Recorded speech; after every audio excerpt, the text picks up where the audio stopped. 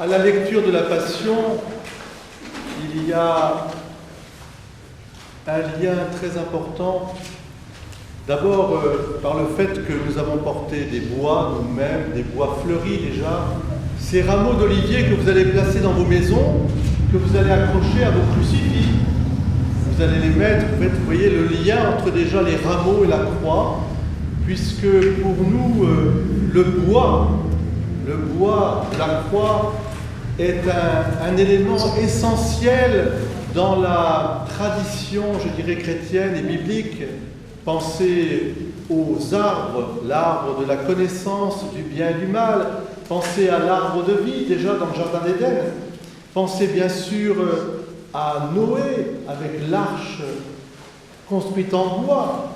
Pensez aussi au sédère, c'est-à-dire à ce que nos frères juifs aussi ont, la Shekinah qui entoure la présence de Dieu avec les rouleaux de la loi, avec tout ça était dans des arbres précieux, des cèdres du Liban. Et puis il y a aussi bien cet arbre de la croix, mais qui est un arbre de vie. C'est pourquoi mettre ces rameaux sur la croix est une tradition extrêmement importante qui nous ramène aussi à l'Exode, lorsque les Hébreux ont vu l'ange exterminateur dans ces 8 plaies d'Égypte qui a frappé l'Égypte, la dernière des plaies, et sur le linteau en bois de leur maison, ils avaient mis du sang de l'agneau pour être protégés. Alors ce bois sacré, c'est un bois sacré parce que c'est toujours un arbre de vie.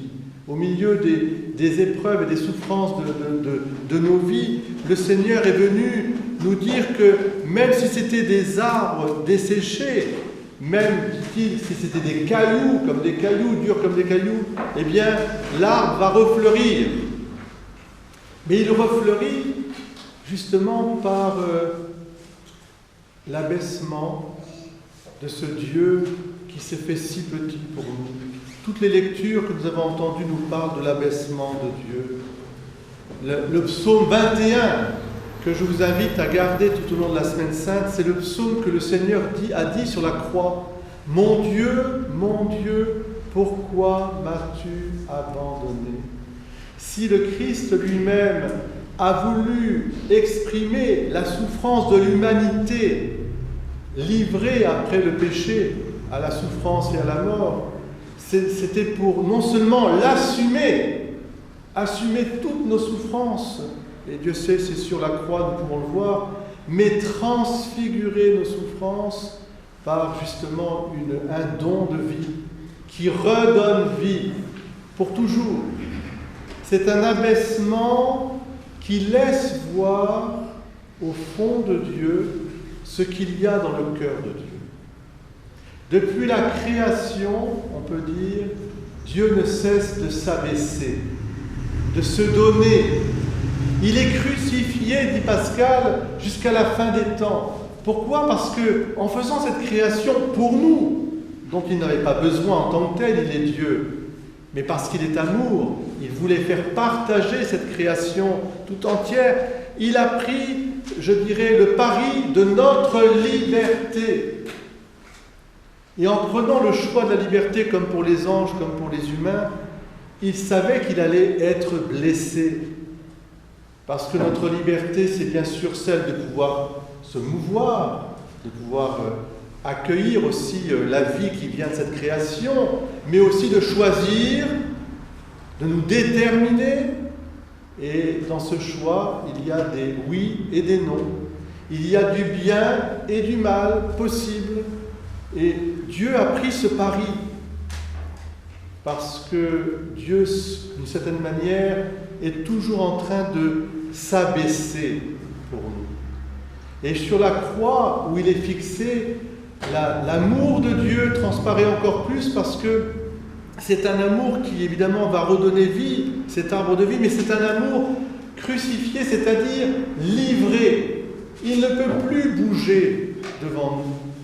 Il s'offre à nous pour nous dire, voyez, qu'est-ce que veut dire Dieu ? Dieu, ça veut dire amour. qui donne et qui pardonne.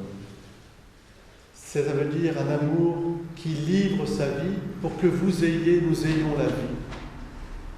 Et alors, face à cette croix, pendant toute la semaine sainte, et même toute notre vie, parce que nous allons mettre le rameau sur la croix dans nos maisons, nous pouvons toujours contempler la croix de Jésus et nous dire où j'en suis face à cette croix, où Dieu se livre à moi.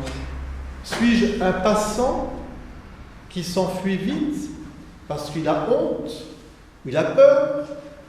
Suis-je quelqu'un qui se révolte, ou plutôt qui va s'acharner sur le petit, le faible, le pauvre, celui qui est crucifié? Suis-je ceux qui seront lâches, assez lâches comme Pilate, pour l'avoir livré aux mains de ses bourreaux, alors qu'il disait lui-même « Je n'ai rien trouvé en lui de mal, mais bon, faites, parce que je n'ai pas envie de perdre ma place. » Serais-je de ceux qui le trahiront, qui le renieront? Il y a Judas, il y a Pierre. Pierre se repent, Judas se pend, malheureusement. Et puis, il y a évidemment, et c'est notre témoignage aujourd'hui, c'est vous, il y a cette famille de Dieu qui est l'honneur de l'humanité et qui est toujours présente depuis l'arbre de vie, depuis le jardin d'Éden jusqu'à maintenant, parce que le Golgotha, je vous rappelle, dans la tradition biblique, c'est le lieu du crâne. Mais le lieu du crâne, dans la tradition juive, c'est là qu'Adam et Ève auraient été ensevelis. C'est pour montrer que de ce lieu où Adam et Ève étaient là, la croix a été plantée pour ouvrir le ciel, l'Éden, le paradis, et redonner vie. Toute la famille humaine est rassemblée avec les soldats, avec même les prêtres qui sont là, bien sûr avec Marie, avec les saintes femmes, avec Jean, et puis avec le bon larron, et même le larron qui est là, espérons qu'il se soit converti lui aussi, mais le bon larron, ils sont là, et ils communient avec Simon de Cyrène, etc., ils communient à la passion du Christ, c'est-à-dire ils découvrent le visage de Dieu. Dieu se laisse voir profondément dans la passion de son Fils. De quel amour il nous a aimés. C'est pourquoi je crois que dans nos vies aussi, à un moment ou à un autre, je le dis plus pour les anciens que pour les jeunes qui ont tout à fait le droit de voir la vie, et il faut la voir comme un don, comme un cadeau. Mais pour nous qui passons, nous savons que notre vie est un peu derrière déjà, il faut affronter les épreuves de la vie, non pas, je dirais, comme un échec qui serait une malédiction, mais au contraire comme une résurrection, un ensièglement, quelque chose qui nous purifie, qui nous vide de nous-mêmes, comme Jésus lui-même s'est vidé de sa propre divinité quelque part, pour nous donner la vie. Il s'est anéanti pour nous. Paul va si loin qu'il dit même qu'il s'est fait pécher pour nous. Déjà, chacune et chacun d'entre nous, nos péchés ne sont pas beaux. Mais alors, imaginez que l'homme, Dieu, s'immerge dans nos péchés. Il prend les péchés de l'humanité entière. Il se vide, pour ainsi dire. Mais il ne reste pas dans le « mon Dieu, pourquoi m'as-tu abandonné ?» Il le dit, parce qu'il faut le dire pour toute l'humanité. Mais il ne s'arrête pas là. « Entre tes mains, Père, je remets mon esprit. » Et juste avant, il a dit 3 mots si importants. « Père, pardonne-leur, parce qu'ils ne savent pas ce qu'ils font. » Alors ça, c'est le don total qu'il fait. Vous voyez, c'est magnifique. Et c'est ce que nous devons redire, nous aussi. Et puis, j'ai soif. J'ai soif. Vous savez, un condamné à mort, il est sur sa croix, j'ai soif. Mais ce j'ai soif, c'est un j'ai soif qui est un appel à donner notre cœur, notre vie. J'ai soif de toi. Est-ce que tu as soif de moi? Voilà. Si tu savais le don de Dieu, comme dit Jésus à la Samaritaine, si tu savais ce don de Dieu, mais tu le demanderais tout de suite. J'ai soif. Entre tes mains, Père, je remets mon esprit. Alors, cette semaine que nous allons vivre, vous allez pouvoir aussi la vivre le jeudi saint. Ce sera non pas à 15h, c'est à 16h30 la messe de la Seine avec l'adoration. Nous aurons les confessions le vendredi et le samedi de 10h à midi. Venez vous abreuver à cette source. J'ai soif. Venez, n'ayez pas peur. Au contraire, témoignez en profondeur et transmettez autour de vous. Alors, en ce dimanche des Rameaux, et je voudrais terminer là-dessus, je voudrais vous demander si vous voulez bien être un peu aussi missionnaire avec moi de ce dimanche des Rameaux, c'est-à-dire prendre des rameaux, aller les mettre dans les boîtes aux lettres de vos amis, de vos voisins, de ceux qui n'ont pas pu se déplacer, qui n'ont pas pu venir. Vous savez, avec la pandémie, beaucoup de gens ont peur, et c'est normal. Mais un rameau béni, c'est l'arbre de vie qui passe de ce dimanche jusqu'à Pâques et qui nous rappelle la croix, parce que dans nos maisons, nous les mettons toujours aussi avec la croix de Jésus. Vous voulez bien faire ça, chacune et chacun d'entre vous, les jeunes comme les moins jeunes, vous pouvez faire ça, c'est magnifique. Vous allez voir les mamies, les papis, les voisins, voisines, des amis que vous connaissez. Il dit, tu sais, on est sorti de la messe. Bon, le Père Gabriel nous a donné, il a joué à l'âne avec nous. Il nous a demandé d'être le petit ânon aussi. Il nous a dit, est-ce que tu veux bien aussi porter Jésus dans nos maisons? Et là, on a dit, on ne peut pas lui refuser. On ne refuse rien au Père Gabriel, donc il faut le faire, ça. Donc, soyez, parce qu'il en va de, je dirais, il en va de cette parole mystérieuse de Jésus. Quand je reviendrai sur la terre, est-ce que j'y trouverai la foi? Jésus pose cette question.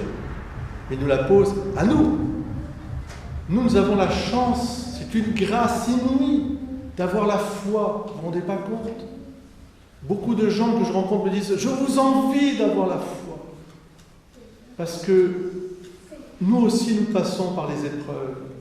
Mais on n'a pas cette foi vivante.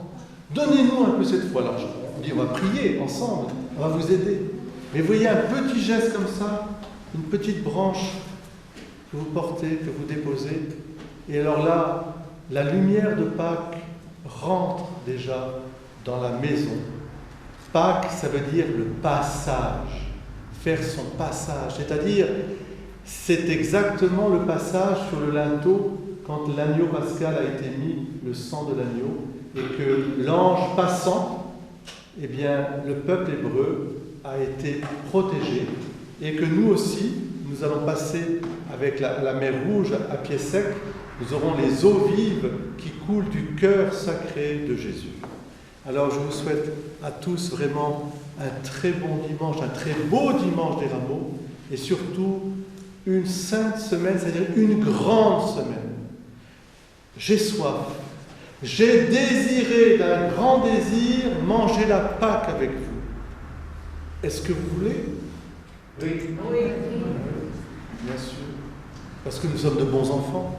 Et parce que nous sommes de bons enfants, nous savons remercier notre Père du ciel.